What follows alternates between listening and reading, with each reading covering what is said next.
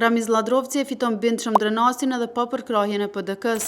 Zgjedhjet lokale të 12 tetorit në komunën e Drenasit kanë sjellë një rezultat të bëjshëm. Ramiz Ladrovci, ish kryetari i Drenasit dhe ish antar i Partisë Demokratike të Kosovës, ka arritur të sigurojë një fitore të thellë në garën për kryetar komune, duke kandiduar si i pavarur. Sipas rezultateve përfundimtare të publikuara nga Komisioni Qendror i Zgjedhjeve, Ladrovci ka marrë 52.31% të votave, duke i kaluar ndjeshëm kandidatin zyrtar të PDK-s Petrit Hajdarin, i cili siguroi vetëm 37.31% të votave. Kandidimi i Ladrovcit si i pavarur erdhi pas përplasjeve të tij me strukturat e PDK-s, të cilat kishin vendosur të mos e rikandidonin për një mandat të dytë nën siglën e partisë. Ky vendim solli jo vetëm një ndarje formale, por edhe një përplasje politike, që më pas u pasqyrua në fushat dhe në rezultatet e votimit. Megjithatë, Ladrovci arriti të ruajë një bazë të gjerë elektorale, duke dëshmuar se kishte ndërtuar një lidhje të fortë me qytetarët e Drenasit përtej partisë që kishte mbështetur fillimisht. Fushata e Ramiz Ladrovcit u përqendrua kryesisht në rezultatet e punës së tij gjatë mandatit të kaluar, duke u fokusuar në zhvillimin e infrastrukturës, përmirësimin e shërbimeve publike dhe ndërtimin e një administrate më efikase. Ai shfrytëzoi largimin nga PDK-ja si një avantazh, duke u prezantuar si një lider që i përgjigjet vetëm qytetarëve dhe jo interesave partijake.